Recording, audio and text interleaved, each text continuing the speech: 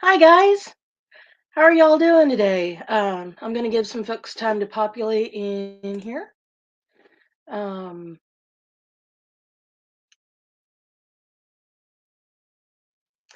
and I'm just gonna talk to myself for a minute. So tonight we are doing chronic pain confessions, and pretty much it's whatever y'all feel like saying, and we'll just talk about what you guys come up with when you guys start popping in.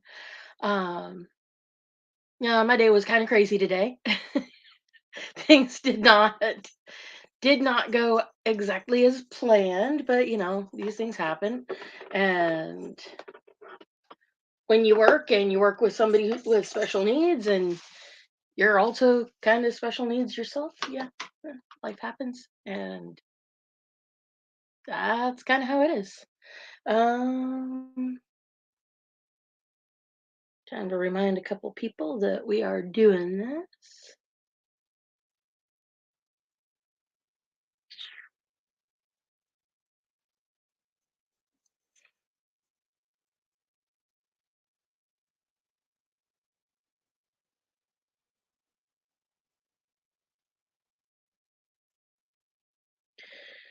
Oh. Yeah, I had myself a live session with my therapist through BetterHelp. Love that. That's BetterHelp is like the greatest thing I've ever found as far as counseling is concerned. And I mean, I love my therapist because she gets me and she understands what my concerns about life are. And she is super freaking awesome.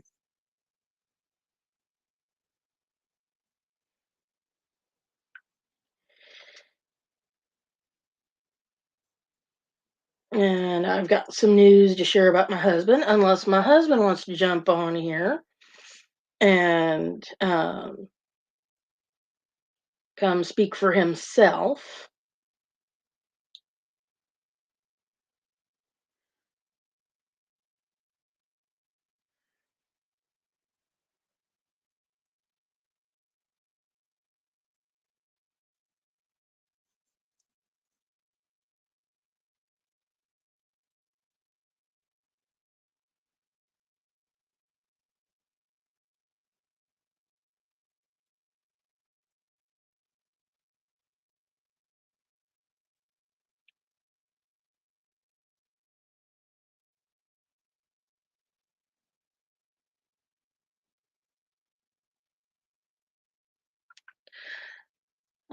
But yeah, sorry, I'm over here wet wandering.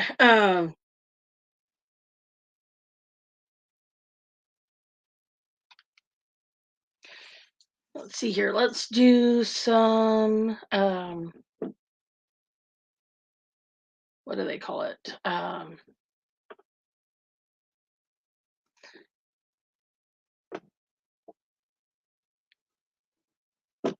Okay. And now my brain has gone derp.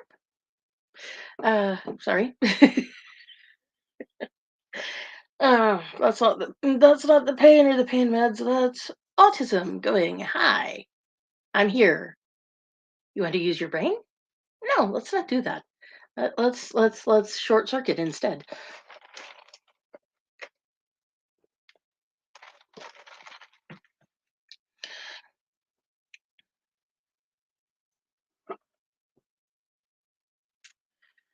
Um yeah. Okay, so I'm gonna start weekly on Fridays. Hopefully around 7. Hopefully, next week goes a little less crazy, and I can actually be on time next week. Um, and then Sundays, we're gonna have the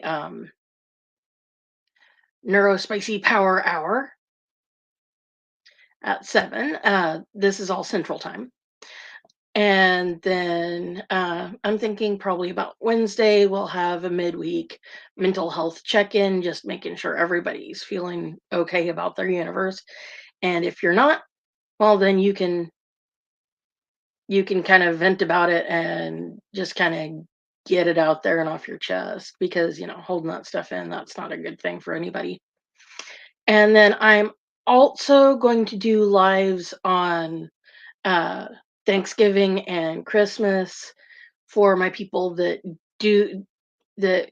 I'm sorry that y'all are alone on the holidays. That sucks, but I know it does happen.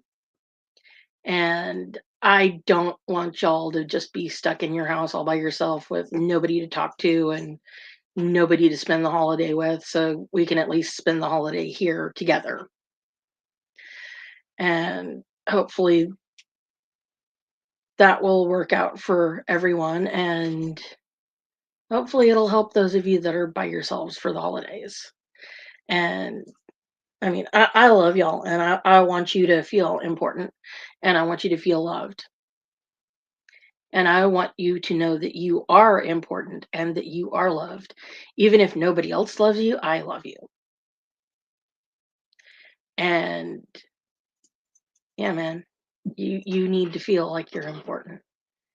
And I strive to make sure that my main message through here is that you are important and that there are people who care and that there are people who love you.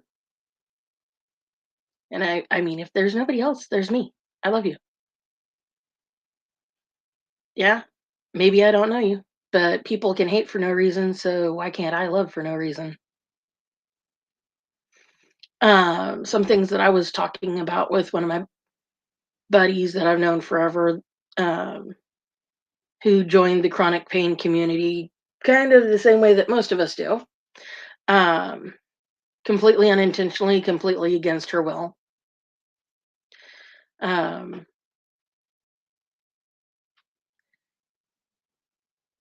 we were talking about the issues with chronic pain patients being able to get their meds.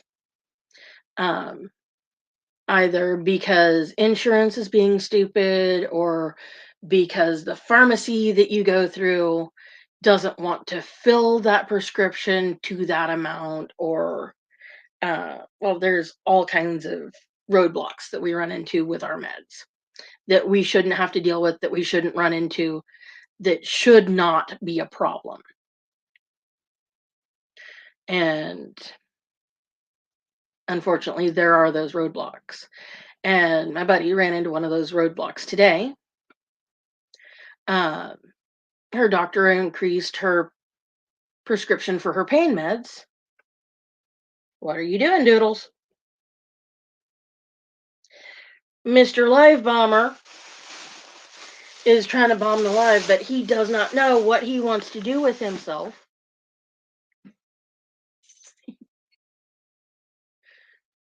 And he hasn't decided if he really wants to jump up here and bomb the live or not. Cats are silly. But yeah, she had her pain medication upped. Her doctor, she was like, this isn't really getting the job done. I'm still having a whole lot more pain than what I can really cope with. Her doctor increased her dosage, went from one pill a day to five, and the pharmacy was more than willing to fill it. But she lives in Oklahoma, and Sooner Care, that is Oklahoma's Medicaid, was not willing to pay for the extra dosage. And that's not okay for an insurance to just go, no, we're not going to pay for that, when it's something that you're prescribed by your doctor and it's something that you and your doctor have discussed that is necessary for you. Insurance should not get to interfere like that. They are not the doctor. They don't talk to you about what your pain level's like or anything like that. They should not be making these decisions as far as what we need as chronic pain patients. And one of the things that I told her, because I've had 20 years to do this research, and being autistic, I love to research. And sometimes I do the research out of self-defense. Sometimes I do the research because I'm just bored and it seems interesting. This was something that I researched because, well, a little of column A and a lot of column B. And the one thing that I discovered in my research is that one of the things that is not well understood or is poorly understood as far as chronic pain is concerned, um, our bodies are naturally capable of controlling our pain level. The average person, someone who does not live with chronic pain, their body is capable of regulating their pain level because our bodies create pain control substances from within ourselves. Our bodies are supposed to create cannabinoids. That's why CBD can be effective for some people in controlling the pain levels because our bodies create that naturally. The problem that chronic pain patients have is our bodies do not create enough to manage our pain level, or it doesn't it's not it stops being able to create that the level of pain management that we need. So we have to supplement that. So um given that given that knowledge, um why is the need to supplement pain control different from the need to, let's say, diabetic needing to supplement insulin? Our bodies need insulin to function properly, to keep our blood sugar at the correct level so that our body can function optimally. So if I need insulin, my body is chemically dependent on insulin. My body requires it to function properly. So if that's the case, then why is it so looked down upon for a chronic pain patient to need to supplement their pain control since our bodies no longer um, are capable of fully controlling our pain level? We become chemically dependent on the pain management medications.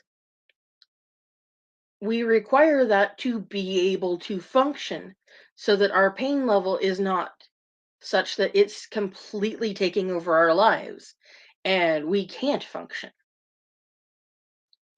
And my friends out there that you've lived with us for a year, 5 years, 10 years, 20 years, I know a couple of people that have lived with this for 30, 40, 50 years. And I mean, I'm sorry, it doesn't make sense that there's a difference between chemical dependence and addiction. If I'm chemically dependent on insulin, does that mean I'm addicted to it? Or does that mean that it's something that my body needs, that my body requires to function correctly for me to have an optimal experience with the world?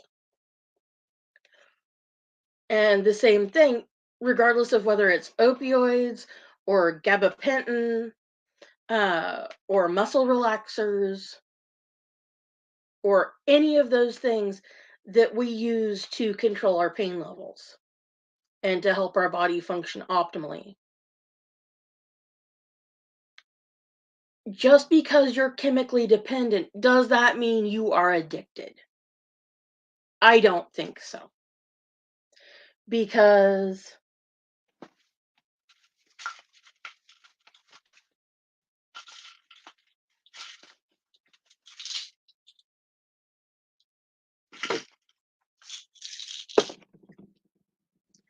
this is my tramadol. I just filled this September 22nd. My last bottle, and this is 100 milligram pills. I only take 50 at a time. So really, this is a 60-day supply for me.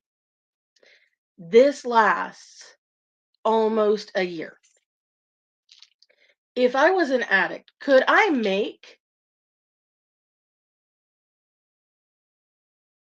30 100 milligram pills last a year? If I was addicted to it? I don't think so. Because I've seen addicts, I've known addicts, I know how they are. An addict would have this gone by the end of the week. It would not be here a month, 2 months, a year later. It would be all gone in less than a week.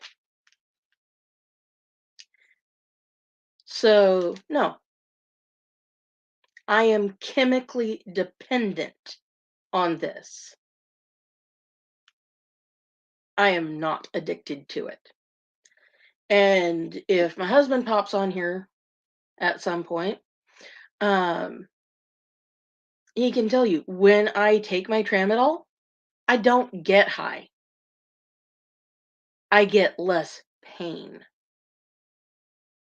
I relax because I am in less pain.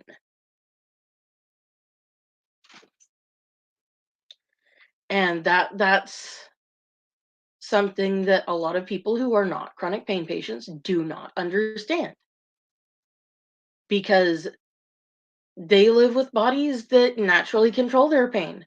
They live with bodies that uh, one or two ibuprofen or one or two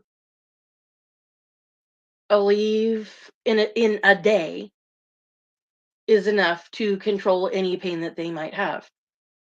For me to get any effect from ibuprofen, I have to take 800 milligrams for me to get any effect from it. I get no pain relief from a typical dosage. Absolutely none.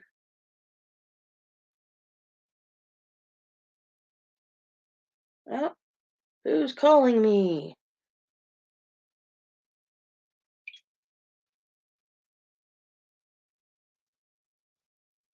Oh, my buddy would be here, except she got lost with the link. Uh, I think that one.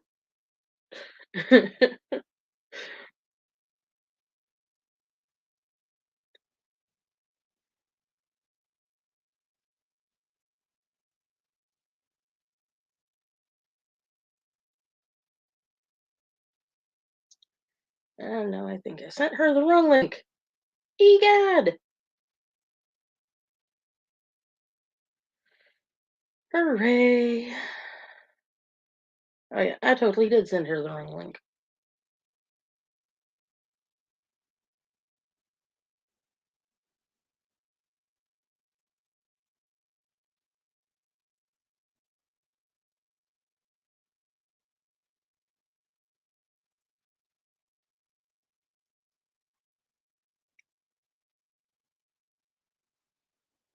Fun times with the differently brained.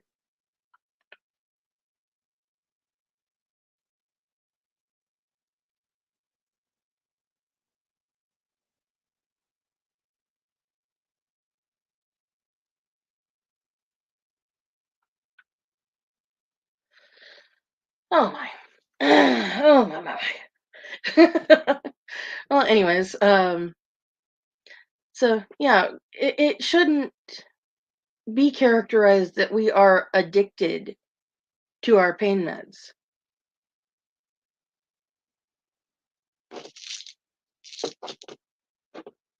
This stuff is entirely too important to us to abuse it like that, to use it all up in a week. When if I blow this all in a week, what happens in a week and a half when I can't sleep because my pain level is spiked and I can't even lay down? What happens? That's called I don't get to sleep. That's called I become a complete asshole because I'm in so much pain that nobody wants to be around me and nobody wants to deal with me because my pain level gets like that. I mean, with this, my pain level spikes up and I take one. Actually, I take half of one because one is 100 milligrams. So I take 50 and I may not need it again for another week, 2 weeks, maybe a month. And I mean, that is not addiction. That is chemical dependence. I can easily do without it. In fact, I'd rather do without it because the narcotic effect. Hey, babe, do you want me to? Oh, wait, you're at work. You can't. Uh, if I sent you the link, you couldn't jump on here because you can't devote that kind of time. Are you okay with me sharing about your shoulder tonight? What we found out earlier today? Because I was talking to some people earlier and they're concerned and they're worried about you.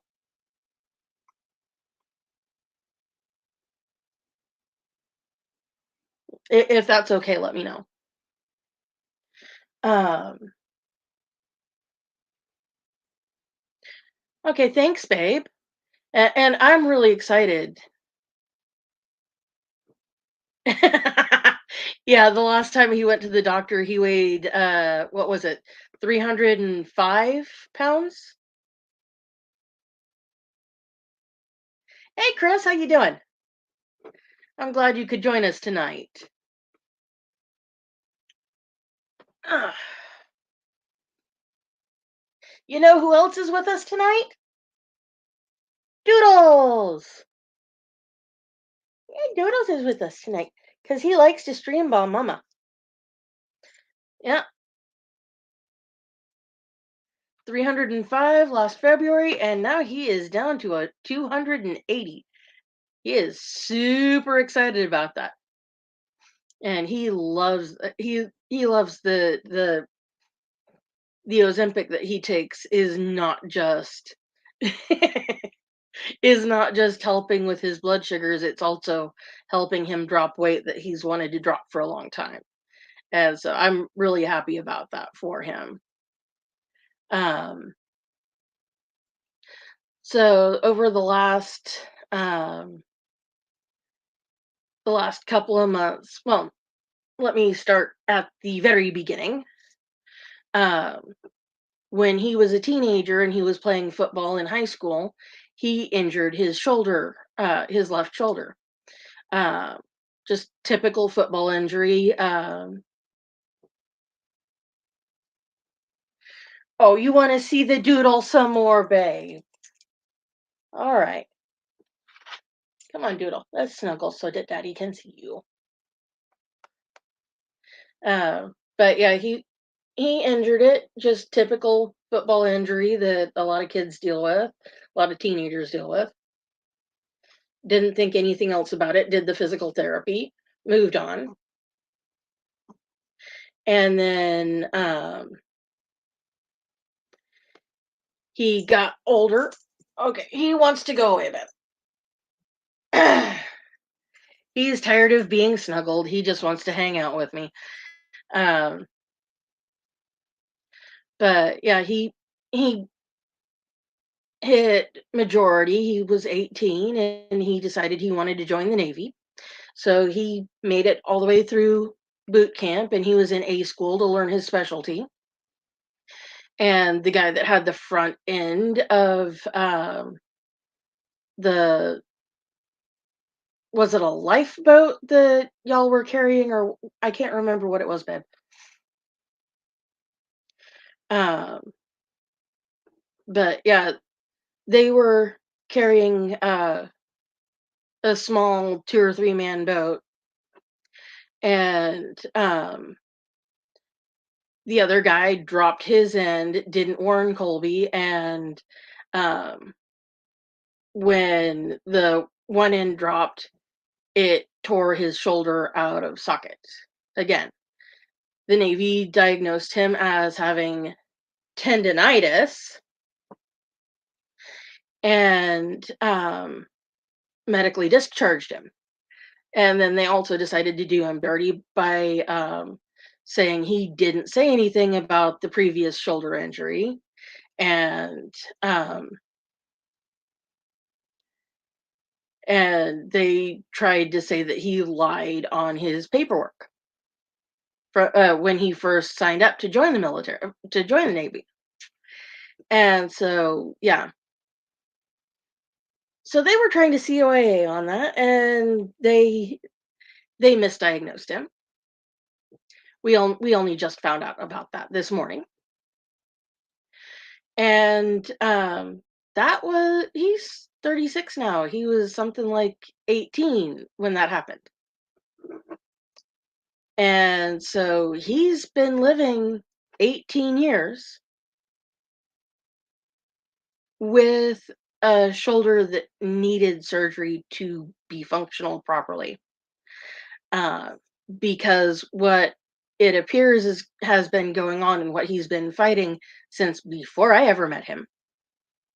And it's slowly gotten worse over the entire time that I've known him. Uh, it actually seems like when that incident with the boat happened, his rotator cuff was torn and needed to be repaired. Tomorrow morning, he's supposed to be going and getting an x ray and a full MRI imaging set done on that shoulder to see what exactly the damage is that's in there and what exactly needs to be done to make it functional again. Um, Best case scenario is um, he will need surgery to repair his rotator cuff so that his shoulder will actually stay in socket, because what he's been dealing with, at least for the last 8 years, on a pretty severe uh, on a pretty severe scale, is it doesn't take hardly anything to knock that shoulder out of socket. Like just picking up the 17-pound cat, if he does it with the wrong arm, do good kitty. If he does that with the wrong arm, that shoulder pops out of socket. If I mean, it takes almost nothing to knock that out of socket, and then all of the soft tissues, pardon me, all of the soft tissues start to swell, and then it's either really hard to get it back in socket, or it won't go. And it doesn't matter how much ibuprofen he takes. It doesn't matter how much um, other kinds of painkillers he takes. We sometimes he's gone weeks or even months with it out of place because we absolutely cannot get it back in, and the doctors absolutely cannot get it back in. And he spent years and years being told, "Oh, you've just got tendonitis again. All you have to do is some physical therapy, and it'll be all good." And he goes through the physical therapy regimen. He spends the full 8 weeks going to the physical therapy place multiple times a week, does all of the exercises he's supposed to do at home. Nothing gets better. And they're like, "Oh, you've got bursitis, just do these physical therapy exercises." But nothing gets better. And finally, today, he got tired of being in pain. "Thank you, babe. I'm glad you finally decided to see the light and got tired of it." Because nobody should live in that kind of pain without, uh, if there's a solution to it.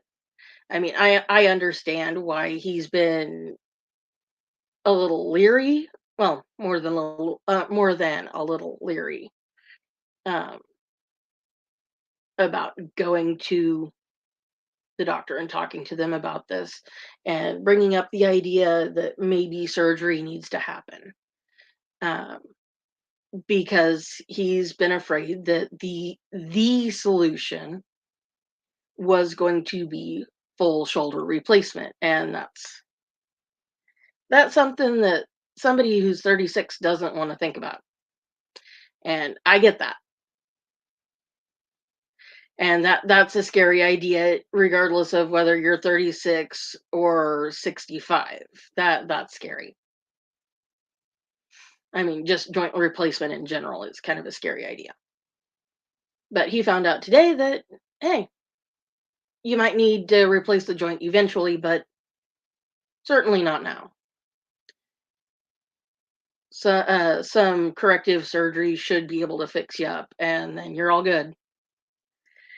And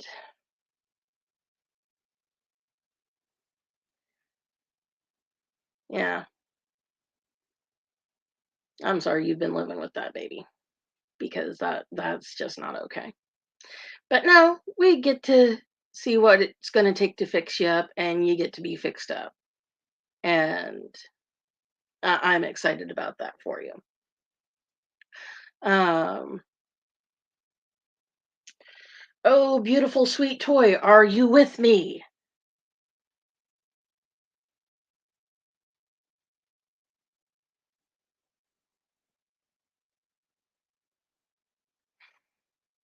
Um, Toy said she had a few things that she wanted to share with us because she's got some stuff that she's going through right now that is super extra shitty, like the insurance not wanting to fucking cover her increased med level, and dealing with social security disability because her chronic pain and the issues that cause her chronic pain are such that she no longer can work.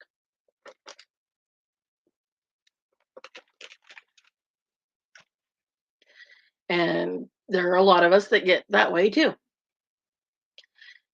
And I'm fortunate that I have not had to go that route, or that I'm still able to work in the fashion that I am still able to work. But where Toy lives, that a lot of the options that I have for work, she doesn't have. So she's kind of confined. Well, not kind of. She is confined to her house, and she doesn't have a accessible vehicle available to her because my hometown does not have that kind of infrastructure. And the limited infrastructure for folks that need handicap accessible transportation is not sufficient to deal with the folks out there that need that. So pretty much she's trapped in her house most of the time, and that is not cool either. Um, because that's just, I spent a little bit of time stuck in the house and I had to wait for people to show up that were willing to take me places, and I had to wait around on people that were willing to take me out of the house, and that just is no kind of life. That's really not a life. That's very heartbreaking, and it's heartbreaking to me to know what she's going through, and it's heartbreaking to go through.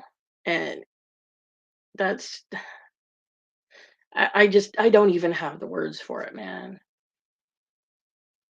Because I mean, for somebody that's as sweet as she is, she shouldn't have to deal with that. But she is looking at some surgery. Well, she's got some surgeries lined up to help with some of the issues that she's got. The major issue, the chronic pain thing, um, that happened a lot the same way that I did, except because she lives in Oklahoma and because she's on a limited budget and because Oklahoma's willingness to take care of folks that don't have a whole lot of money is extremely lacking. She did not get the surgery that she needed before it went to a bad place. And I know very well that I could easily have ended up in the same situation that she's in. I could very easily have ended up like that. And yeah, somebody with left right reversal having to deal with an inverted having to deal with an inverted camera screen. That's really fun. Um, mhm.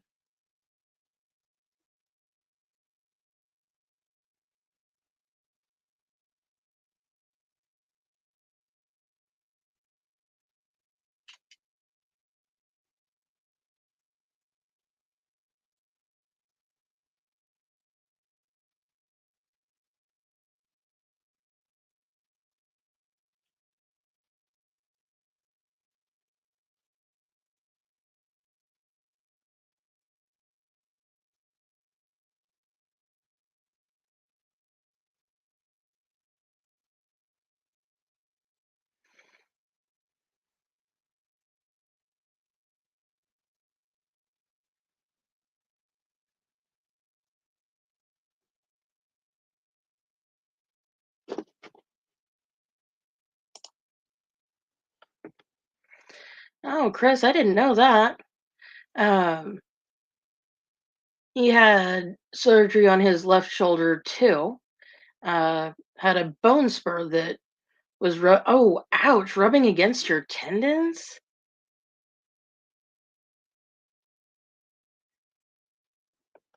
That's painful. Yeah, you're not the only person I know that's had their gallbladder taken out. That's a thing to recover from too, man. That's and then the aftermath of that, um, the diet change that a lot of folks that have had their gallbladder taken out, uh, that's a big deal. Because my younger sister, she can't have anything greasy at all anymore, like French fries or anything like that. She gets she gets super sick. She gets nauseous, and then unfortunate digestive happenings occur.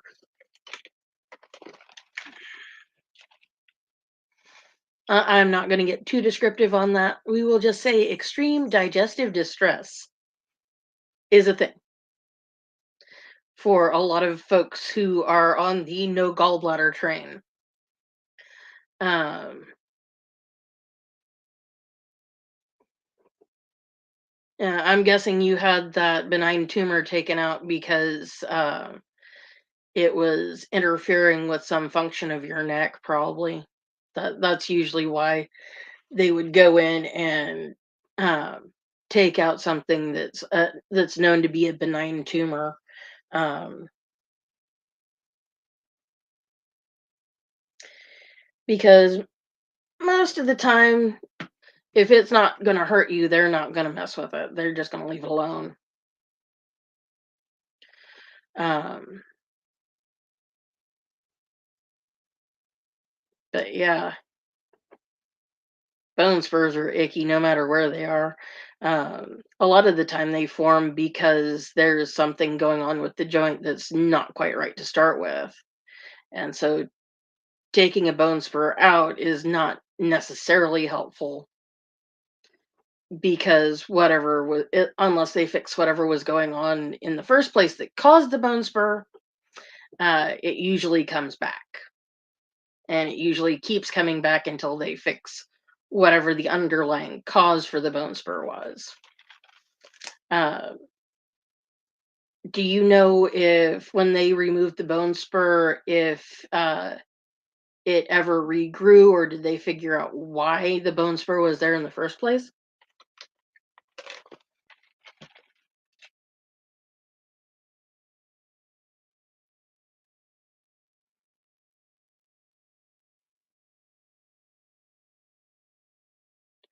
Because yeah, with stuff like that, usually if they don't go in and fix that, um, it just comes back over and over again, and the problem never fully resolves.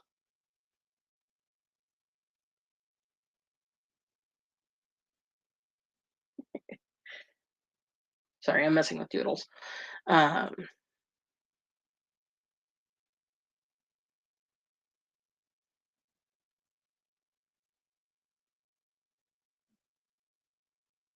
I think he just wants to sleep.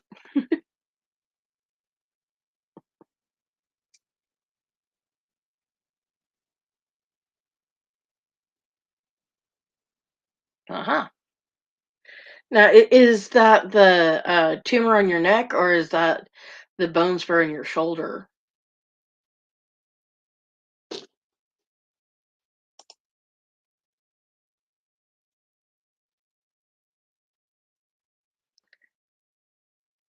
Babe, the cat is there because he wants to be there.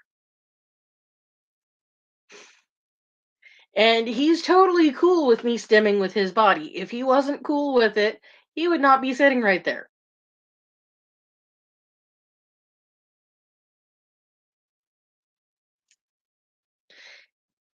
Ah. So did the bone spur in your shoulder ever come back, or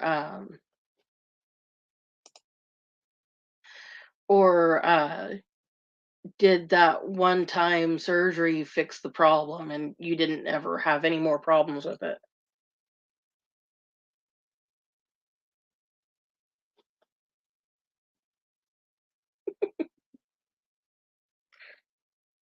I sketched a doodle cat now.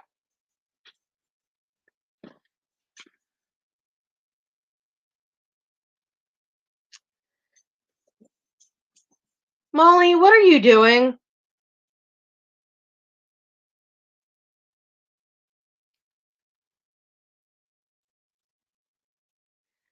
You know that I would say like a but I dirt. Pardon me. Sorry, I just had a language train wreck in my brain. One moment while I reset. Okay, let's try this again. Um, the recurring pain probably is either because it dinged up your tendons pretty good and they've just not recovered, or It could be just residual stuff from the surgery itself. I mean, it's 10 of one, half a dozen of the other at this point. Um, well, I'm glad that the one-time surgery fixed your problem and that the bone spur did not come back, because that's kind of uncommon. Usually if you got a bone spur, it'll just come back and come back and come back until you fix whatever caused it. So that's good that you just once fixed you. That's super good, because a lot of us, once we start the surgery train, we just stay on the surgery train, and it's just a never-ending thing. That's especially true for people with back problems. Uh, Usually, it's once you have a back surgery, one back surgery increases your likelihood of needing another, and then if you have another, that increases your likelihood of needing another, and it just goes on and on and on. And a lot of people, once they start with back surgery, it's a never ending thing, because especially with neurological problems, they still really don't understand it very well. And because it's something they don't understand very well, they don't really know how to fix it, uh, like, so that it stays fixed, or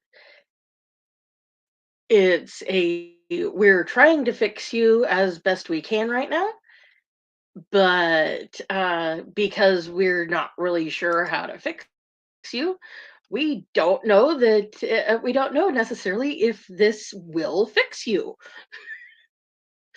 long term. So it sometimes it's just, well, we're fixing you for now. You will probably break again in the same place later, but this is the fix for now. And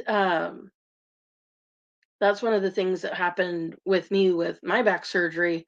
My neurosurgeon, because I was 25, didn't want to do something that was going to cause me problems in the future. He didn't want to put any hardware in me, because if you put hardware in and uh, make it so that that joint cannot move, then it translates the damage onto, because mine is at the base of my spine, that translates the damage that's going on up your spinal column, and it will just continue up your spinal column, and it will just go all the way if you leave it unchecked. And so sometimes putting hardware in to stabilize is not the best thing, and sometimes that's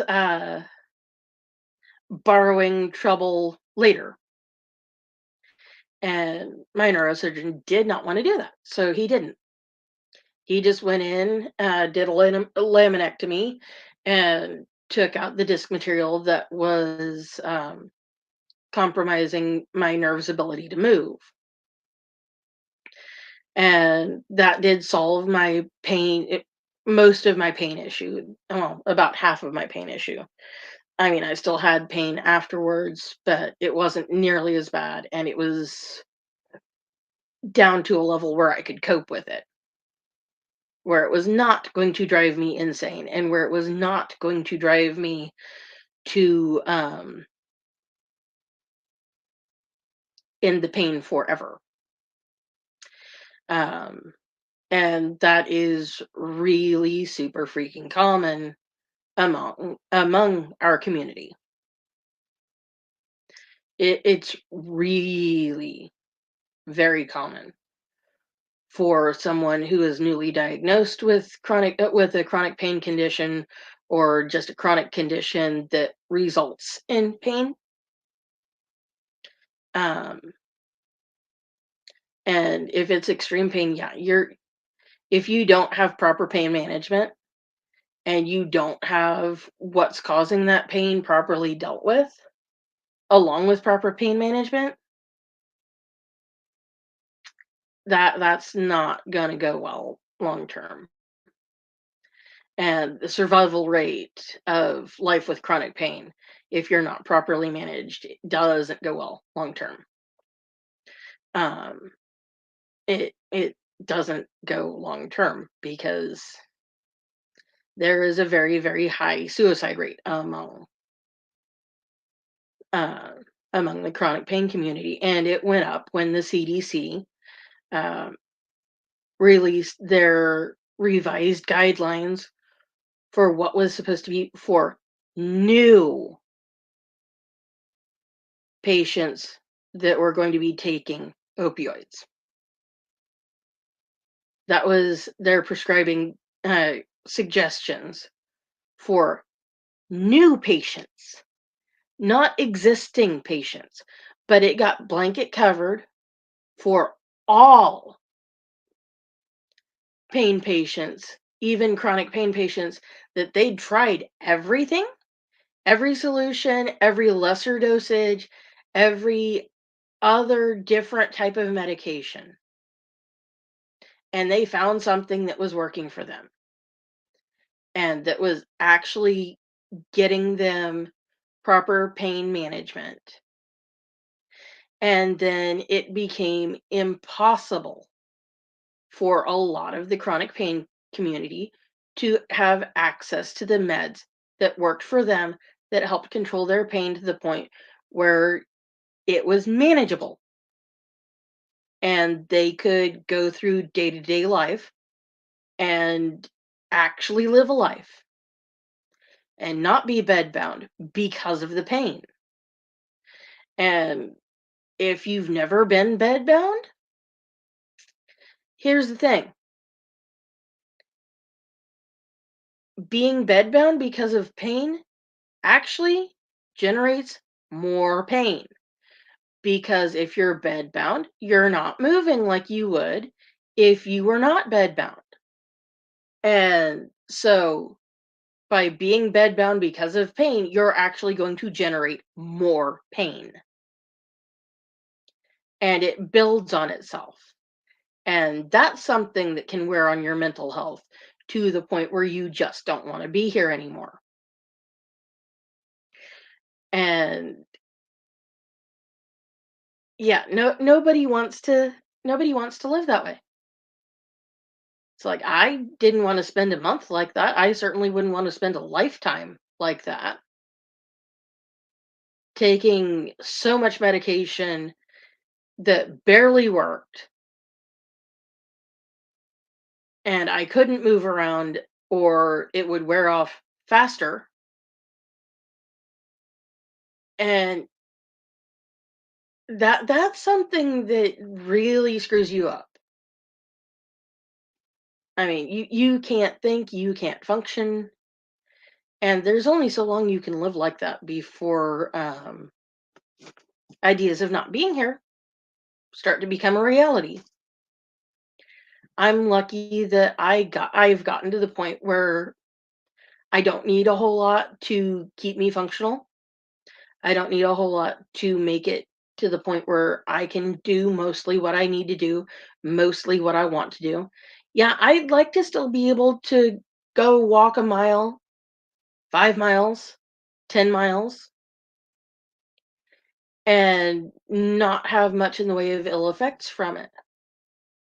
I used to be able to do that before the injury that put me in this situation. I used to be able to do that. I loved doing that. It was fun. It I enjoyed being outside. I enjoyed being in nature. I enjoyed walking because when you go out and you're exercising, there's an endorphin rush that you get that it you don't get from anything else. And then those discs failed and my nerve was injured and I haven't since then been able to walk very much. I'm anymore. I'm lucky to do 2,000 steps in a day without causing myself any kind of severe harm that's going to land me in bed for a couple of days, maybe a week. And it's like I used to be able to the step count that I had when we went to Branson to hang out with my brother last month. I usually I'm lucky to walk that 10,000 steps or whatever it was. I don't even remember how many steps it was. It was a crazy number. It's not a number that I really see very often at all. Um, because if I walk that much, I end up in bed for a week. It's not that I don't want to, it's that my body doesn't let me do that. Yeah, almost 11,000 steps was what I walked when I went to Branson to hang out with my brother from another mother. Um,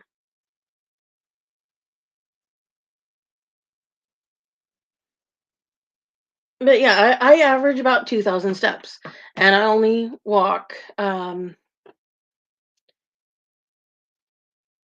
maybe 7,000 steps if we go to Planet Comic Con, which is Kansas City's annual comic book convention. Um, I'm excited about some of the people that they've announced so far this year. Um, my husband is excited that one of the guys from oh, what is it, Sons of Anarchy?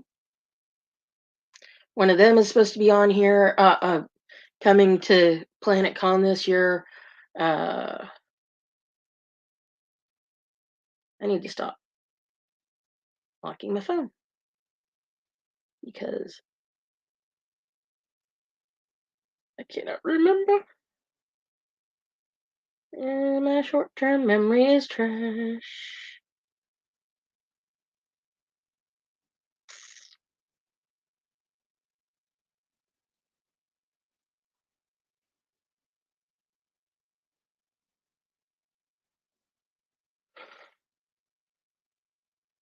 Um, Pulling up the website to help my poor sad little brain.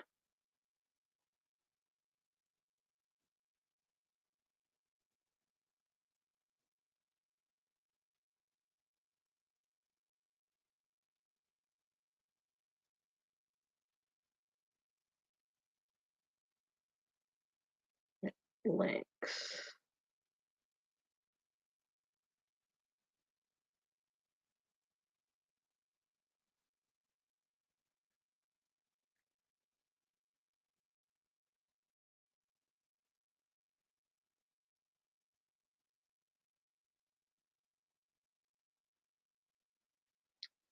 Ah, yes.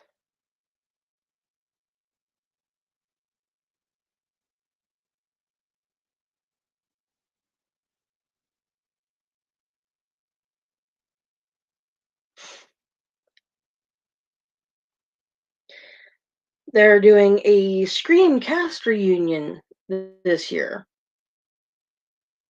at Planet Con because they're bringing all the main cast from the original Screen movie.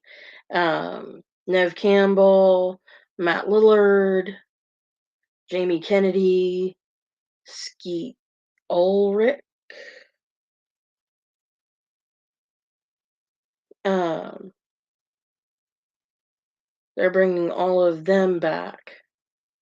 Of course, my husband's excited because not only has Matt Lillard been in Scream, but he's been in some other nerdy stuff that my husband loves. Um, and I'm kind of excited that he's going to be here too because he's been in a few things that I like.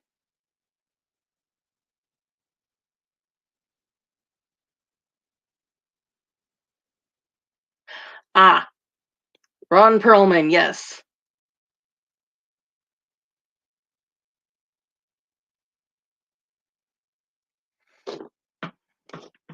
Yes, babe, please do pick up the dogs on your way home from work because I don't know how much longer I'm gonna go on this. Um, what was Charlie Hunan in? Or Hunan? What were they in? I know Ron Perlman is your Hellboy. Hello, Michelle. How are you today? Oh, I forgot. Is that Charlie that was in Sons of Anarchy or Ron Perlman? Oh wait, yes, Ron Perlman was. I remember seeing that.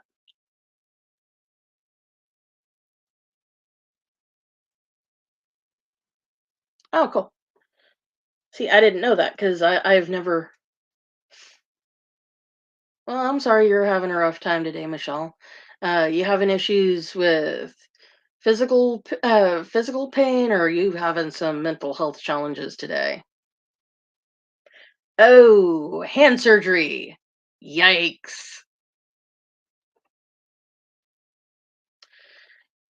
Well, hopefully that solves whatever problem that you were having with your hand, because I mean, if you're going to go through that, was it carpal tunnel or something that's a little bit more less of a I kind of did this to myself kind of thing?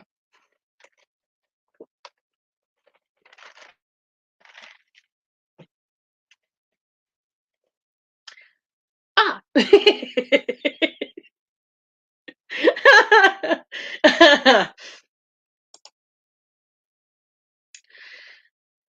Are you a little stimmy with that hand?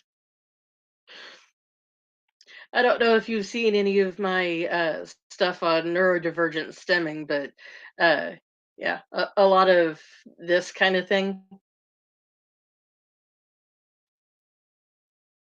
Oh, yeah, yeah, that'll do that. That'll do it. Totally will. That will totally do that. Well, I know one thing that's going to eventually do me in as far as carpal tunnel or anything like that. The crocheting, that's going to get me because it gets a lot of crocheters that uh, work a lot. And poor Miss Marilyn, she's going to have a rough time of it when it finally.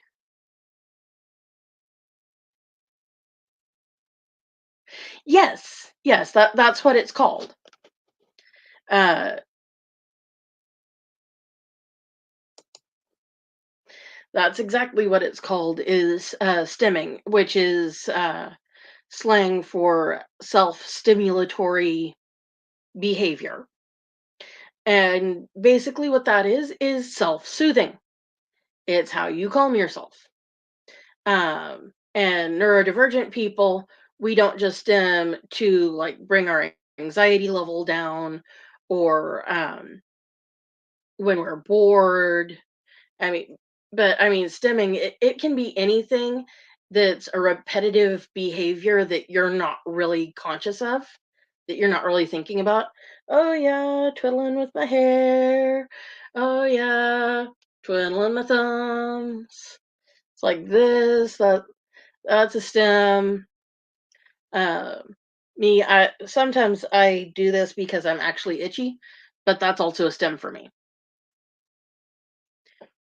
Crocheting for me is a form of stemming because I can use that to process what's going on around me. I can use it to block out what's going on around me. I can use it to just calm myself down when I'm really upset or when I'm really angry. Uh, there's a lot of different ways that I can self soothe using that. Um, and also neurodivergent folks, we bring stimming to a fine art because everything is something that we can stim with. Egon. I can stim with him in so many ways. I can stim with his arms. I can stim with him trying to get him to stand up properly. Just so many different ways that I can use this action figure as a thing to stim with. Oh, yes. I love funny.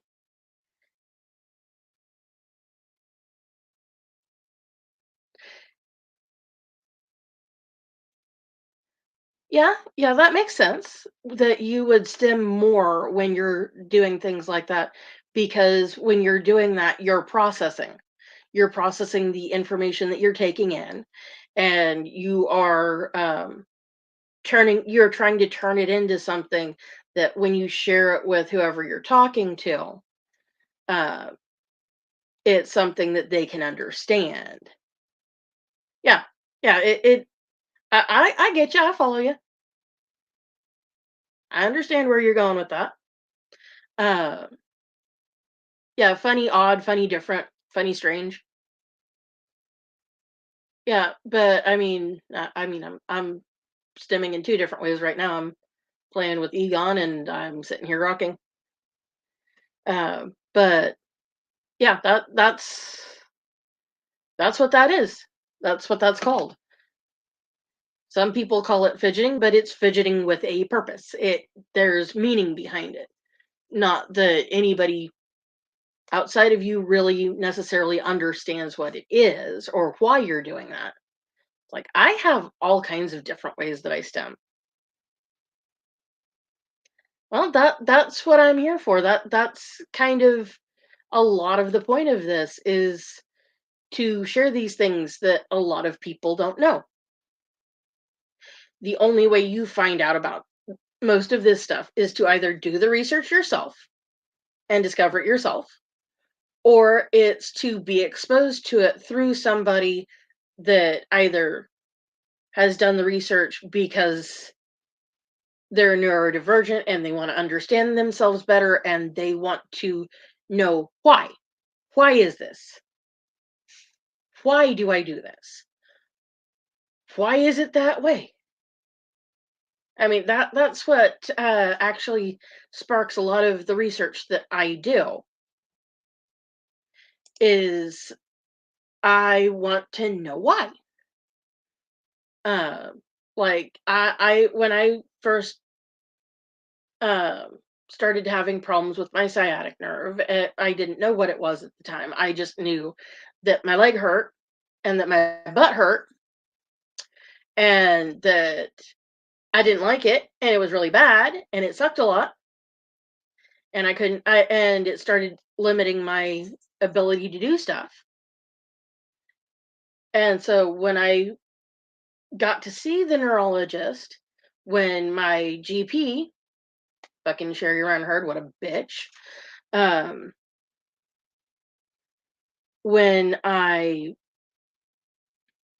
finally convinced her to refer me over to my neurosurgeon, and I found out what the problem actually was, and I saw what the problem actually was. Very first thing I did after I started to understand what was going on was I went to the library and I got their copy of Grey's Anatomy and I fucking went through the entire section that deals with the spinal column, specifically the lower portion of the spinal column and the sciatic nerve. And I started educating myself as much as possible on what it was and why it was, because knowledge is power. If you understand what's going on, why it's going on, and some of how to fix it, then it stops being scary. And fear can also cause your pain level to grow. It can actually cause your pain level to spike.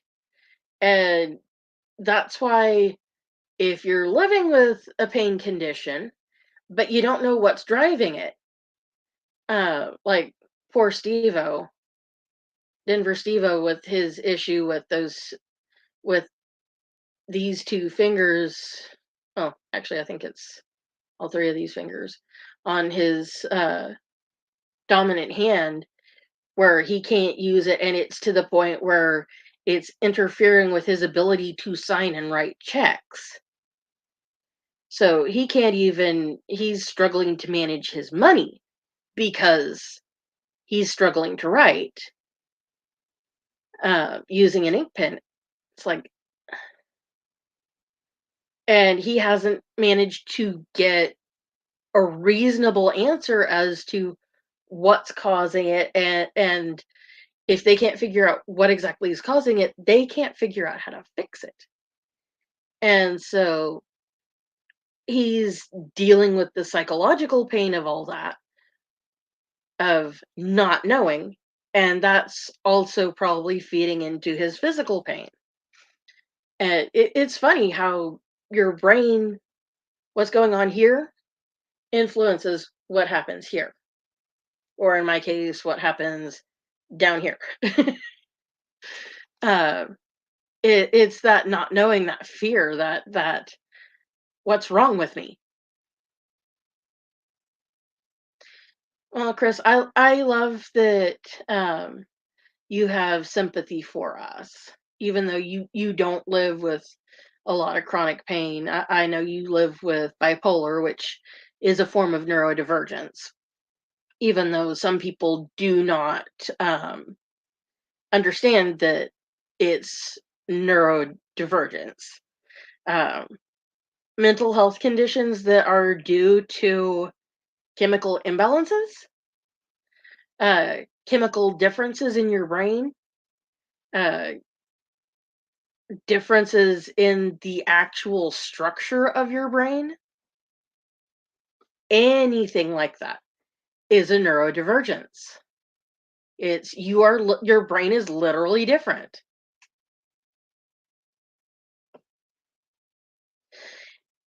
Oh heck yeah. And yeah, he right now Denver Stevo is living with that, and it sucks not knowing.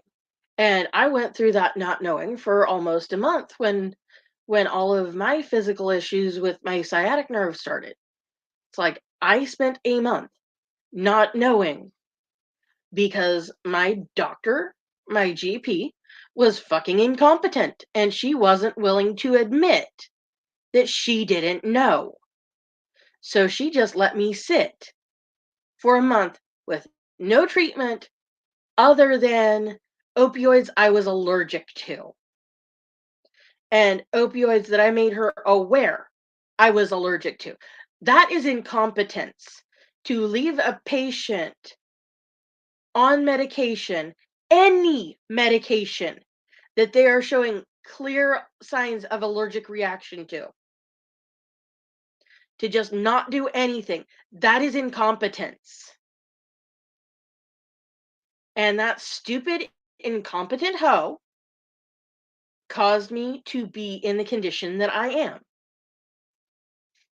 because she wasn't willing to admit she didn't know. And she wasn't willing to change my fucking medication so that my feet weren't swelling up double to the point I couldn't put my damn shoes on.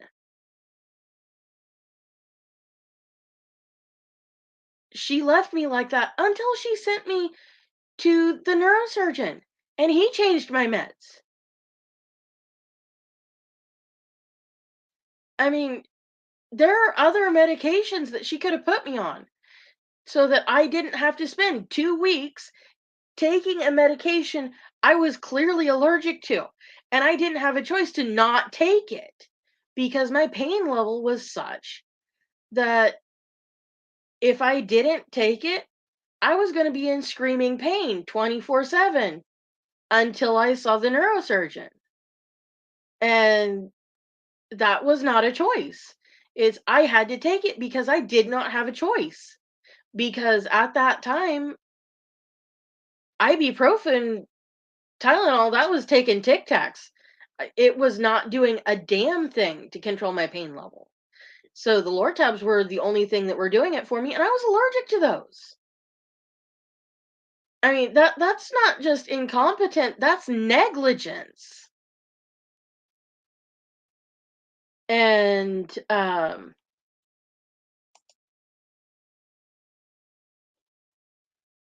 that's wrong. That is actually a violation of the Hippocratic Oath that every single doctor swears when they first go to medical school. Every single one of them swears to first do no harm. By not doing a damn thing to change my meds, by choosing to not refer me to someone who might be able to figure out what was wrong and who might be able to help resolve the issues that I was having, that is doing harm. A lack of action fucking did me permanent harm because she chose to not act, because she did not want to admit she did not know. That is incompetence, that is negligence, and a violation of her oath as a doctor. And that is why every single time I get the chance, I'm putting the bitch on blast. She she practices in Bartlesville, Oklahoma, and her name is Sherry Reinhardt. I will never refer to that bitch as a doctor ever again because no, she did me permanent harm and she's still practicing. She should not be still practicing. She should have her license stripped and she should not be practicing because she doesn't even see patients anymore most of the time. Her PA does. It's like that woman did me harm.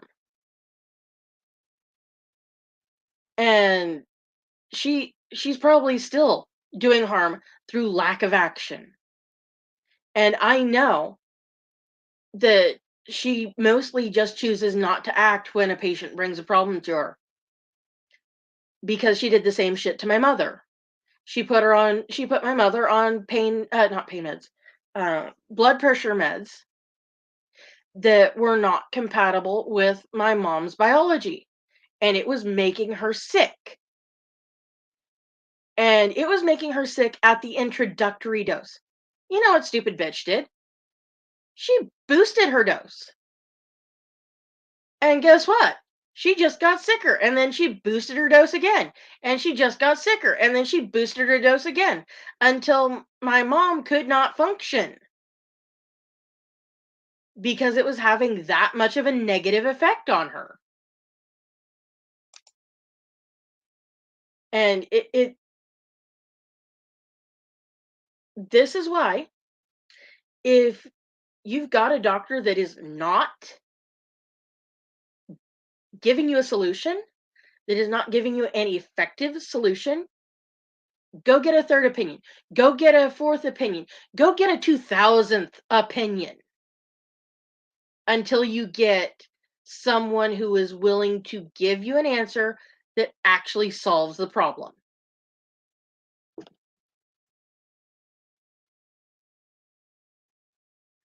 Well, I think that we're outside of the statute of limitations for what I can do to her because it was 20 years ago that she did this. Um, actually, I think Toy might have. I don't know if Toy is one of her patients or not. I hope to God not.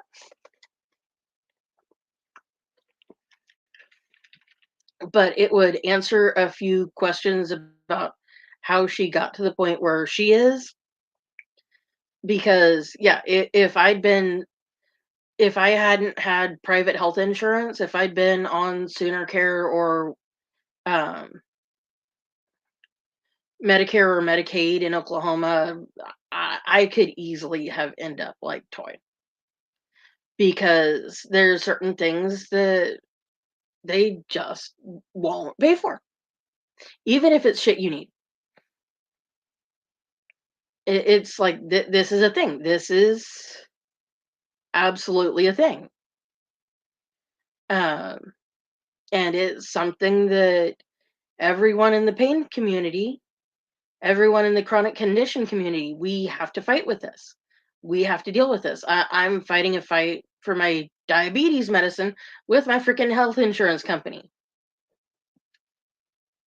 because I take Trulicity, and with them, it has to be pre-authorized before they'll fill it, before they will pay to have it filled. Trulicity, without any kind of a coupon, without any kind of assistance from insurance, is over $1,000. With my pharmacy that I go through, which is Walgreens, it's $1,000 and $1,040. And I don't know about you, but I don't have a stray grand laying around every month to pay for this shit. And it's something that I absolutely must have, because every time I've had to go off of it, my blood sugar spikes up to over 300. I think it's 300 milligrams per deciliter or something like that. I don't even know what it is. But it's the American way of calculating it. Um, but yeah, without it, my blood sugar will spike up and stay in the huge danger zone. It doesn't go up over 400 usually, but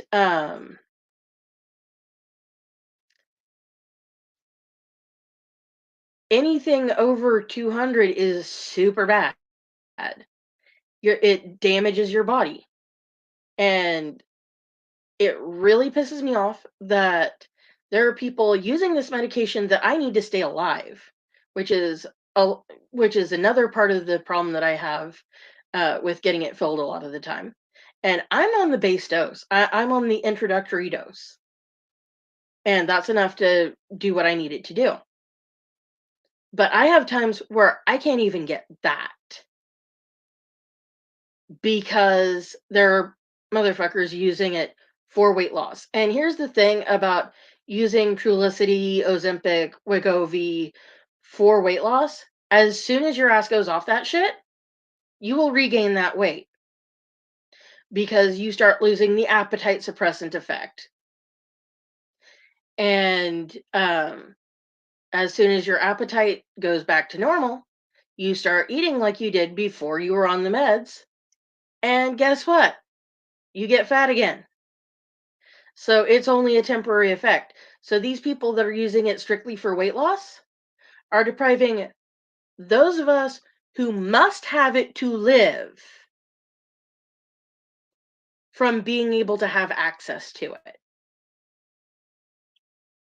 And that's not okay. That is super extra not okay, because I mean, I'm not insulin independent, thank God. If I was, I would have even more problems controlling my blood sugar when I cannot get my Trulicity. But I mean, fucking seriously, it's just beyond frustrating. And yeah, that's absolutely correct. Big Pharma does have us all over a barrel while they get richer. Because I mean, here's the thing about just insulin. Insulin costs pennies on the dollar to make. And oh, just for shits and giggles, let me pull up another screen.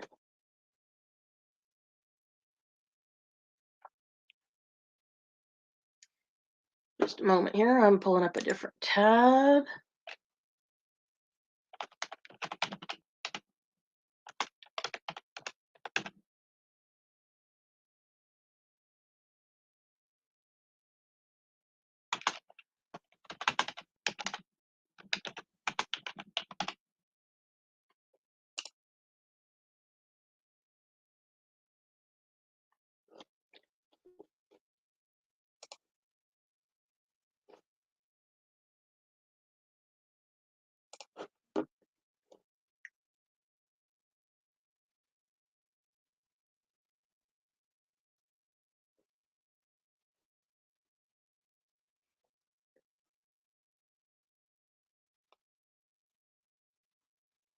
Hmm.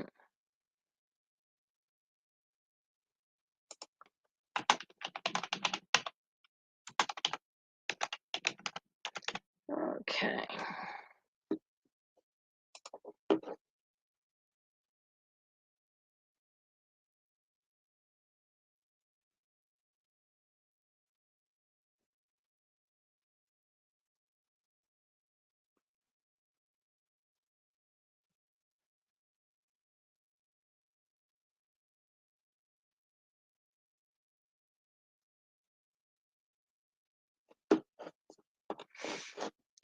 All right.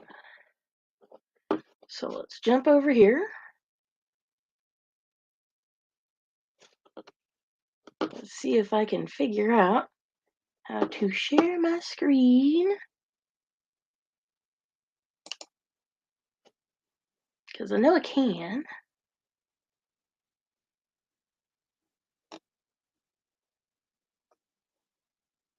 I know there is a way to share my screen.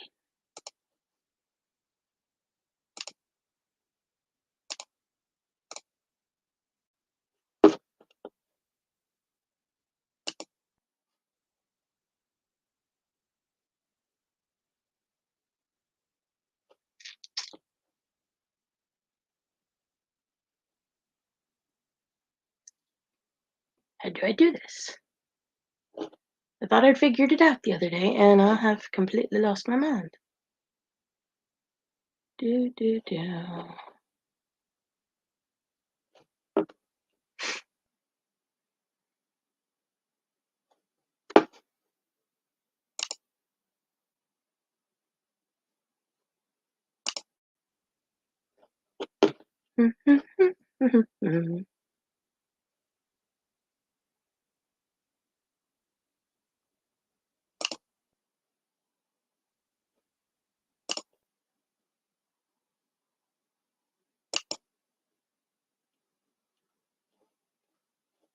Okay, what am I doing?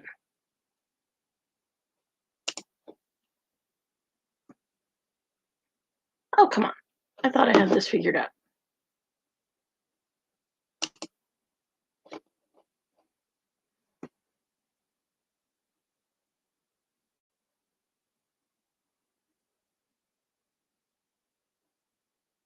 Okay, now I'm feeling like a derp.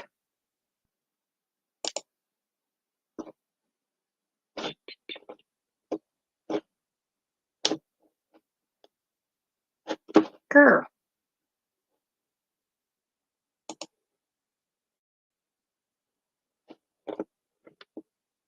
Okay, now I'm frustrated. Because I know there's a way to screen share. I just can't find it.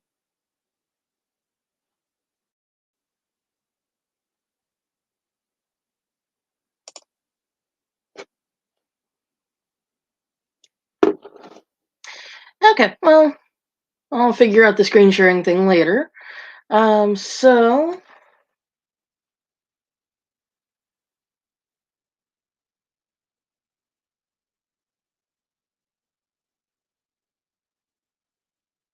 let's just do this way.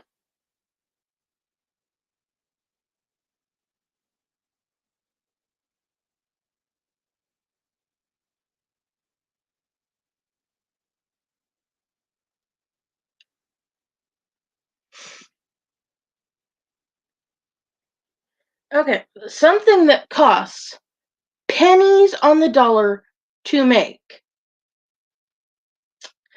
And this is on the low end. Um,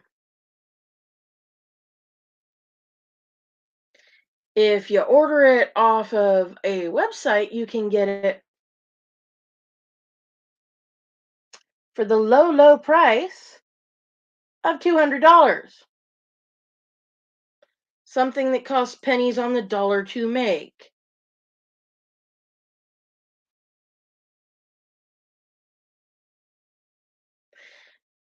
Now, let's say that you are like my husband and you don't want to have to deal with vials and filling syringes and stuff, and you'd rather have an insulin pen that's preloaded and that will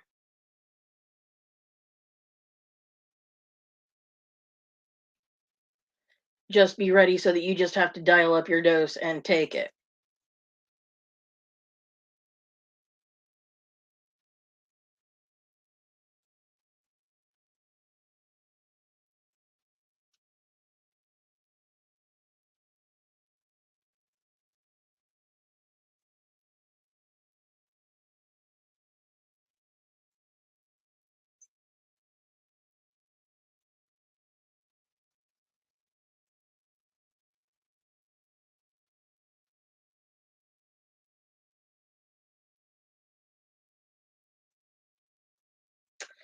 Okay, so the lowest price I'm seeing here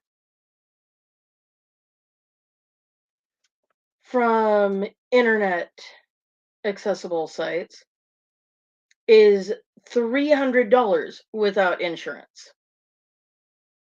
because not everybody can afford insurance and not everybody qualifies for whatever your state's Medicare and Medicaid are. Yeah, the lowest price I'm seeing is like $300. Now, I don't have a stray $300 laying around either. I definitely don't have a stray $1,000, but I also don't have a stray $300 just laying around um, just for me to use for something I need to live and that I have to buy every single month. Now, Novolog, this is a short acting insulin, which means you have to take it 3 to 4 times a day. You have to be checking your blood sugar to make sure that you are within the correct range. And that is the cheapest that I'm seeing for a pack of insulin pens for Novolog. And this is something that you have to buy every month. So yeah, if you're going off of ordering your meds through the internet, that's that. Okay, so let's see here.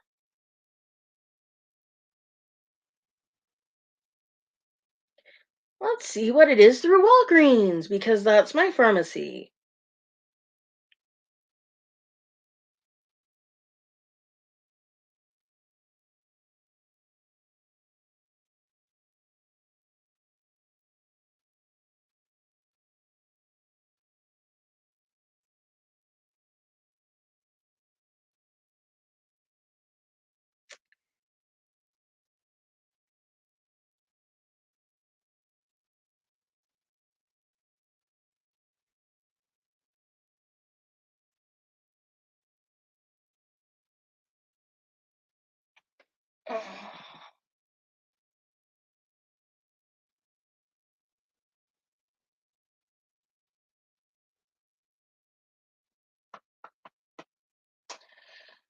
Oh.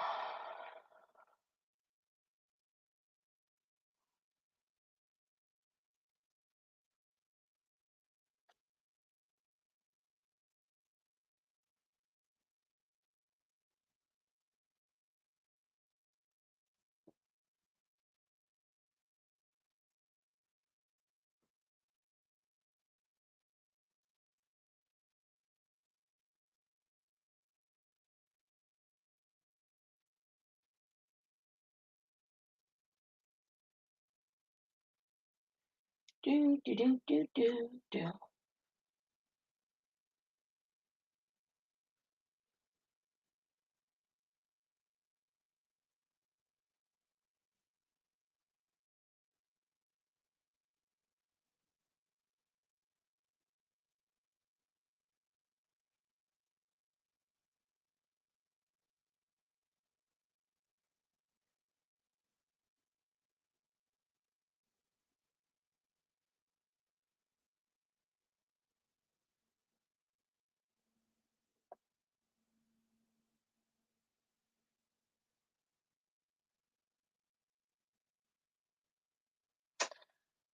Oh, aren't they sweet? They're not gonna list the price online.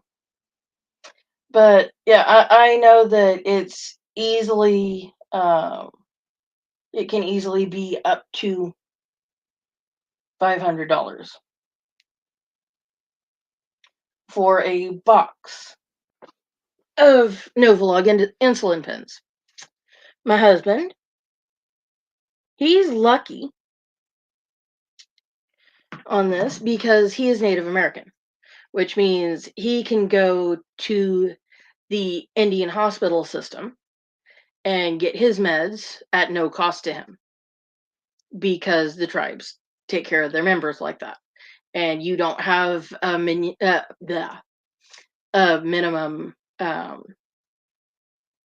percentage of Native American blood that you can have to take part of the Indian hospital system. But you have to also be able to prove that you're Native, which is something that I haven't been able to do, even though you put me and my mom and my sisters in with my husband and his biological family, and then you try to spot the whitey, you can't because we look like we belong because we do belong.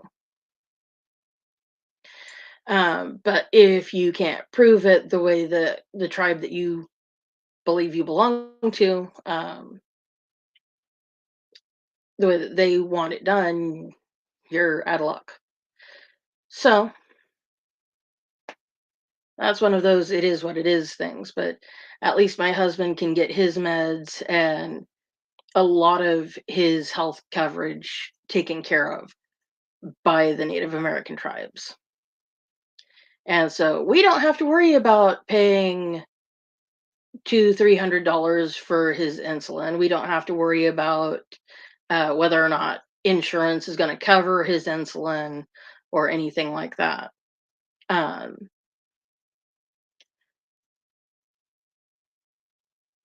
the only reason why he doesn't get his Ozempic from the Indian health system is it's a little more challenging to get it through them. So we use private insurance and go the white folks route because sometimes that's just easier. And that's what we do. But um, that's the joy of living in the US,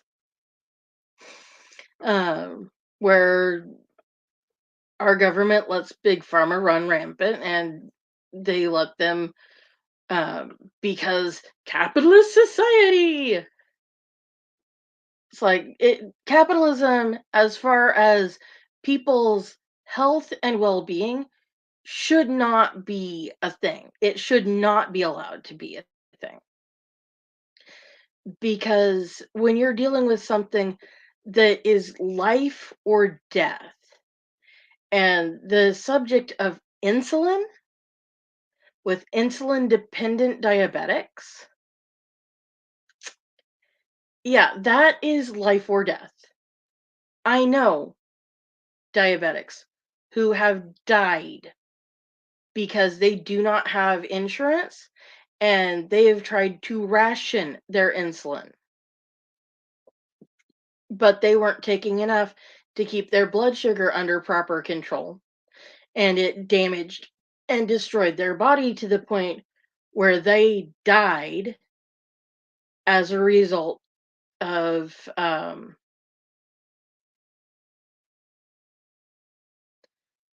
as a result of trying to uh, ration their insulin, and that's just not right. And Michelle, I'm glad that I got to hang out with you a little bit. I hope that your hand surgery, that your recovery from that goes really well. I'm probably gonna sign off here pretty soon anyway, because I've got to fix supper for my husband. He's gonna be home here pretty shortly with our fuzzy barkables.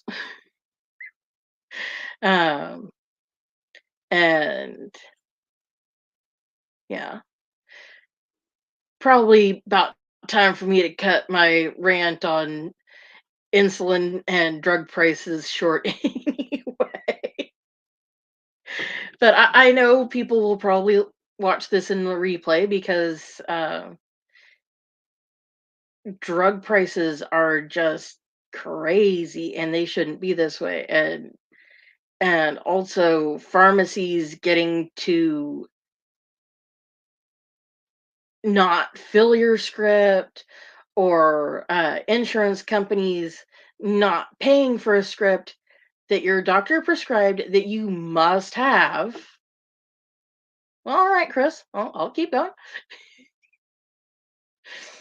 That you must have for your health and well-being. Uh, like I am diagnosed as a diabetic. My insurance company knows this, and they know that Trulicity is was created and designed to treat diabetes.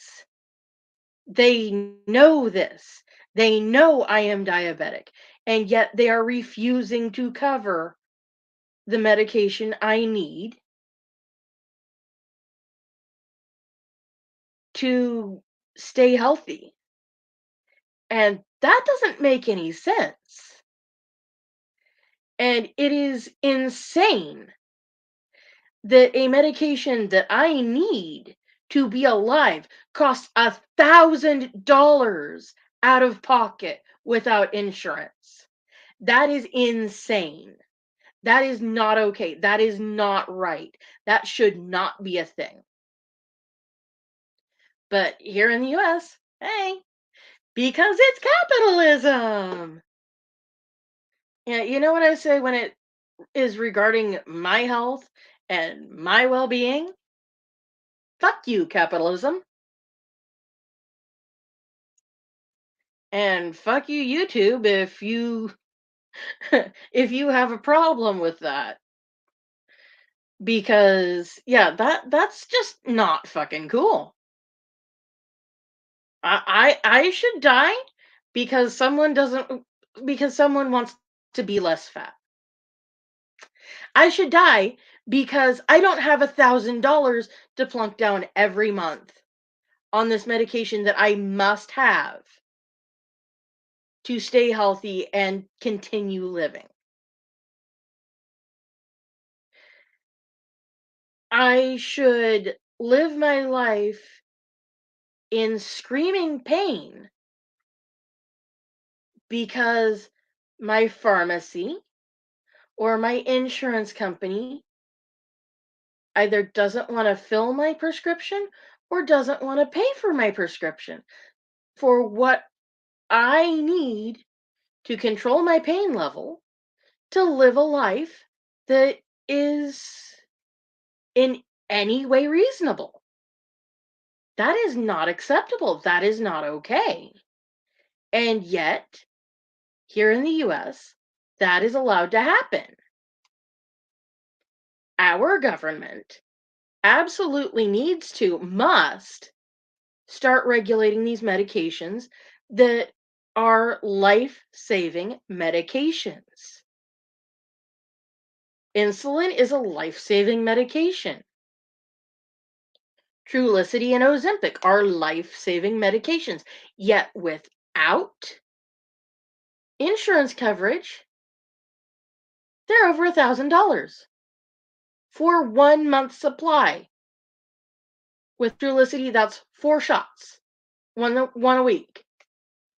Frozen pen that you dial to your correct dosage every week, and just switch out the needle tips like you would with an insulin pen. It's ridiculous that, and it's a very tiny amount of medication that that you get per week to keep this going. I mean, my fucking asthma medication. This is albuterol for nebulizer. If you're if you want to know more about nebulizers and stuff and such, I did a video and posted this last night on my YouTube. But a box of these costs $100.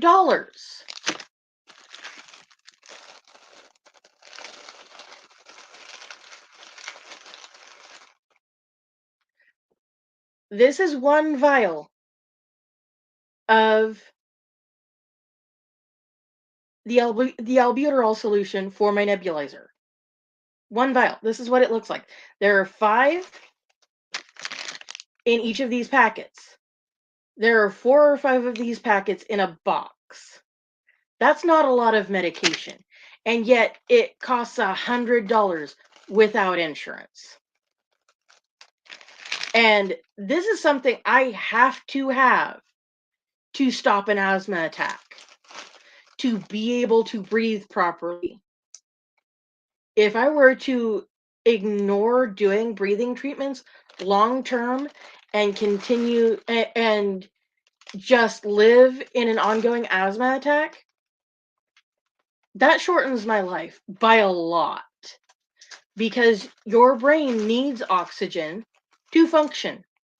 If your brain is deprived of oxygen long enough, even just tiny amounts of oxygen long enough, it stops working. You develop long-term brain damage from that. I had the fortune of knowing a very wonderful gentleman who needed a CPAP machine when he was sleeping, because he had severe sleep apnea.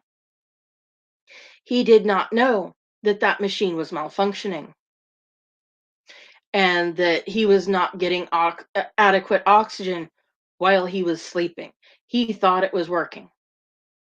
But because he did not know his CPAP machine was malfunctioning and that it was not working properly and that he was not, over the period of 3 to 6 months, it took that little time, less than half a year. It took that very short amount of time to take him from being a relatively healthy human being to being brain dead from lack of proper oxygenation. One of my best friends was his nephew, and he was a very wonderful man. And because a piece of medical equipment that he needed to live was malfunctioning and he didn't know it, he died because his brain was not getting the correct amount of oxygen, the amount that it needed to function properly. And over time, it was starved of oxygen long enough, and it was starved of enough oxygen that it stopped working. And he died. That can happen to an asthmatic too. If my lungs are not functioning properly for long enough, I will die. If I don't do something about it, if I do not have this. And this machine, which by the way, it is not cheap. It is not cheap to get one of these. And I had to fight tooth and nail to get this.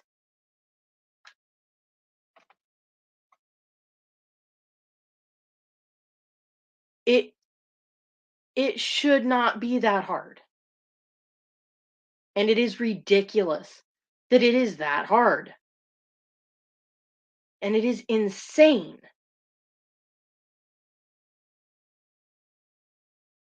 Life-saving medicines should not be that expensive. They should not be prohibitively expensive. It's like there was a time, and it wasn't that long ago, where I could not afford this. And my mom had to pay for this.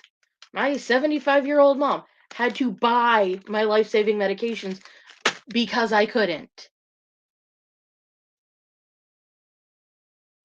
Because I didn't have insurance. Actually, at that time, it was because my insurance didn't provide enough coverage for me to get it.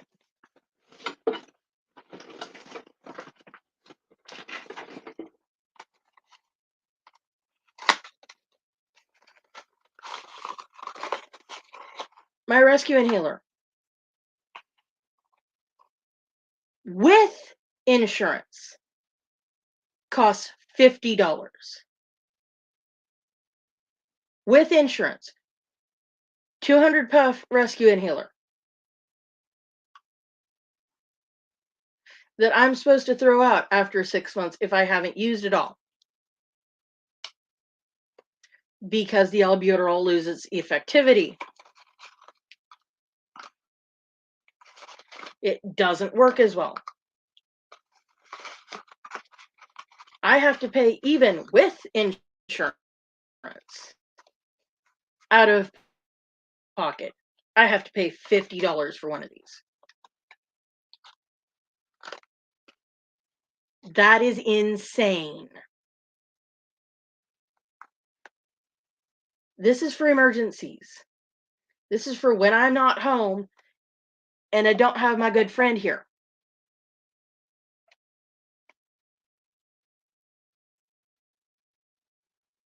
That's crazy. I don't remember what it costs with without insurance, but I mean, it's fucking nuts that with insurance it's $50. That's what I pay is the $50.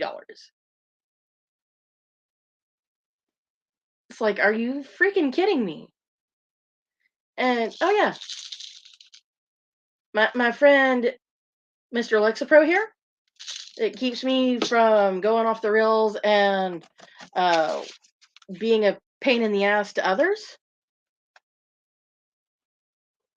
And it also limits my suicidal ideation, which I'm not a fan of.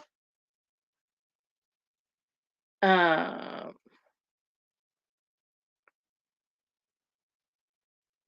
oh, I threw out my.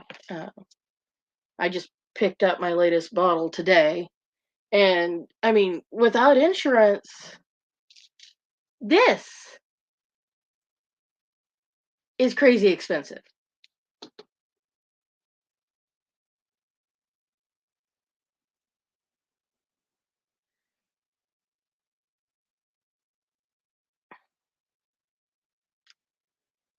And it this is something that keeps my mental health stable. And I mean, next time my husband pops on, give him an ask what I'm like off of my Lexapro. I am not a fun person. You don't want to be around me. I'm mean. I'm cranky. I am not at all friendly. You don't want to ride that ride. You really don't. I mean, I freaking don't want to ride that ride.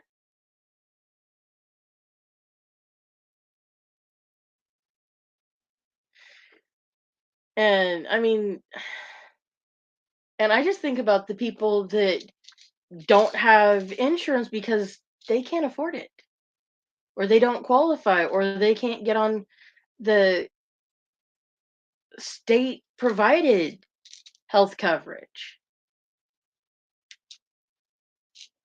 and they need this.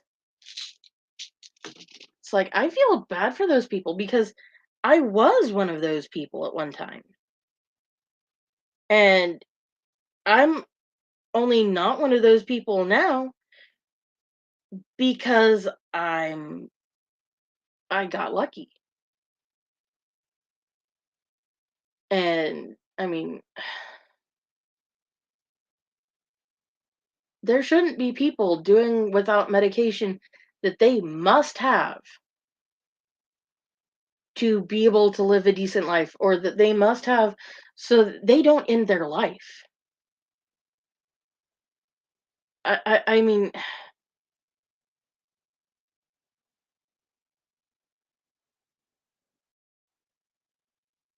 that's worse than not okay. And it shouldn't be a thing, but it is.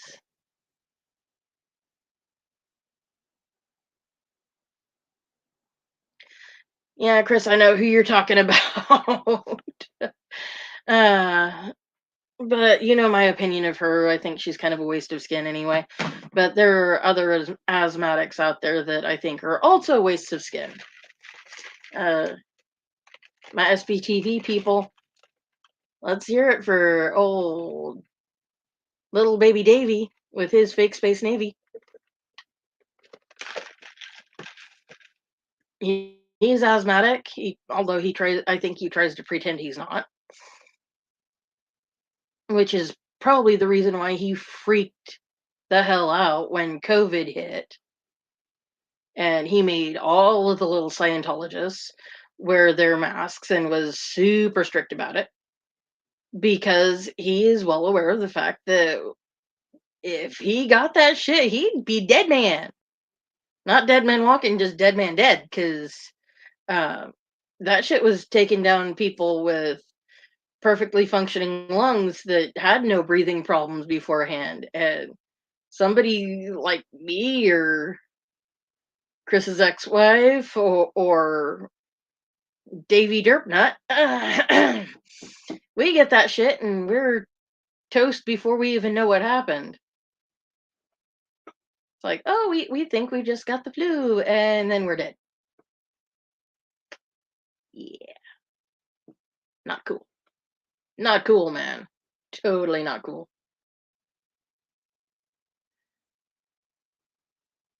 But the teeny tiny dictator, he's gonna be his own problem sooner or later. Actually, he kind of is his own problem now, but he's everybody else's problem too. But that's kind of the way that people like that are. They're their own problem, but they're also everyone else's problem. And that just makes it sad for everybody that has to deal with them. Um, but yeah, I think that's all I've got for tonight because I think I've run out of things to say for right now. Either that or my brain's run down and I need to go sleep a little bit. I need to go eat supper and sleep a little bit and recharge. Um, but yeah, we've got the Neurospicy Power Hour on Sunday at 7.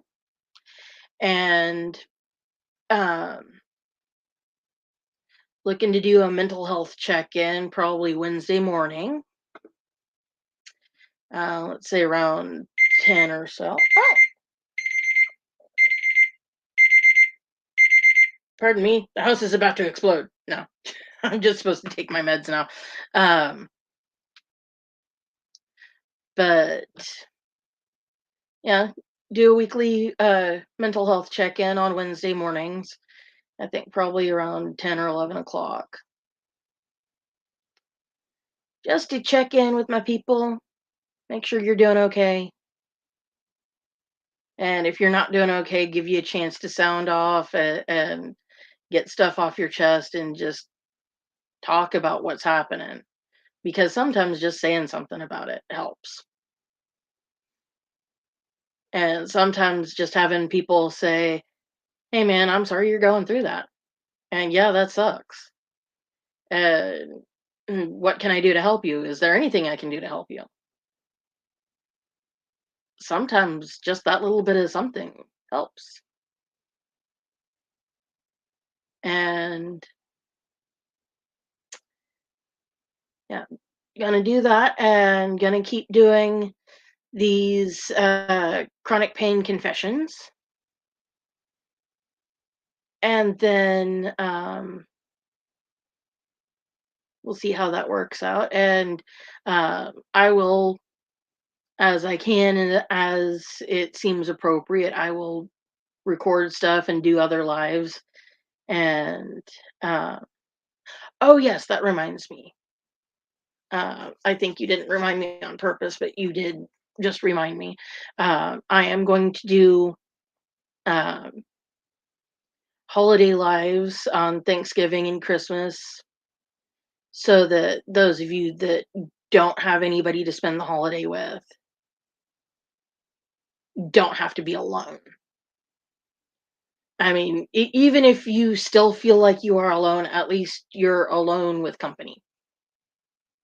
And to me, that seems better than just being alone and just being all alone and not having any kind of company at all. Um, Thanksgiving, I'll probably do that uh, around noon, probably. Christmas, I'll need some feedback whether we want that Christmas Eve or Christmas Day or both. Um, I'll post a poll up on my Facebook group for this YouTube channel and also on my channel page so that you guys can weigh in and tell me what you want. Um, and yeah, do all the things like share, subscribe, hit that notification bell so that you know when I'm going live or when I've gone live. Um, and also, the more you interact with my videos, the more the algorithm will push them out for other people to see them. And I really don't care if my pages get huge or this channel gets huge. I don't care if we get more than 100 people on this channel that are subscribed and regularly watching. That doesn't matter to me. What matters to me is that the people that find this channel, the people that find my group, the people that find me, that they are getting something that they need out of this content. That I am giving them something that they're not getting anywhere else. I don't care about the money. I don't care about the clicks or the views.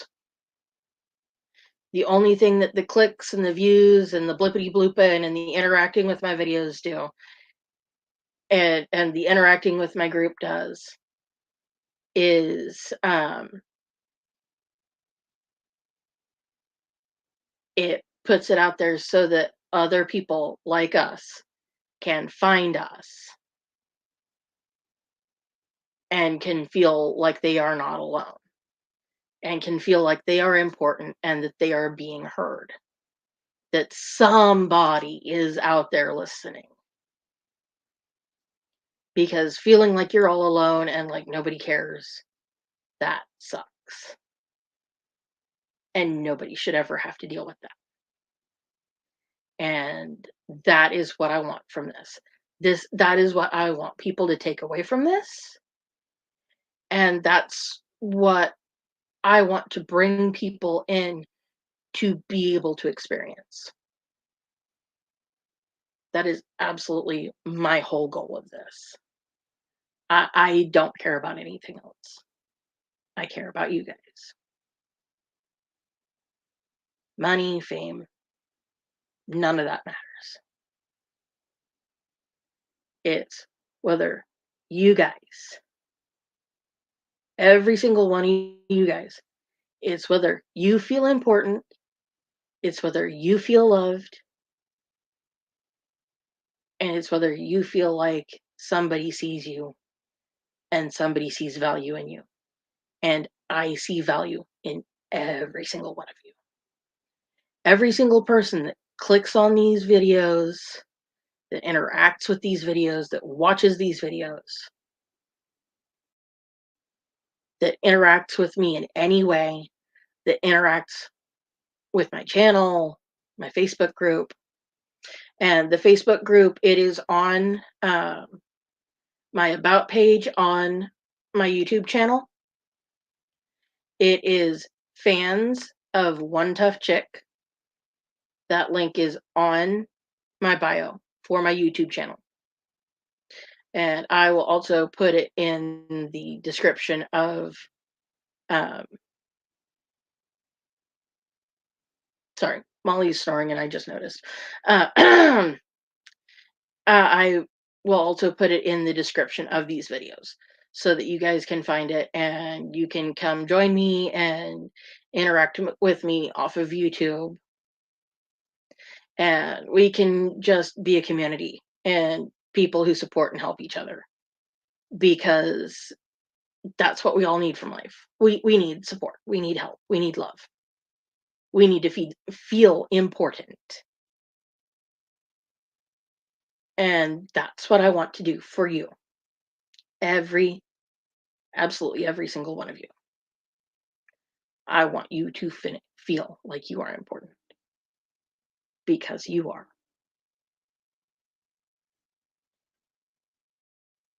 So remember that. I love you. Even if I'm the only person that you feel like loves you, I love you. And you are important to me. And until Sunday, I hope you have a good day, a good night, and a good weekend.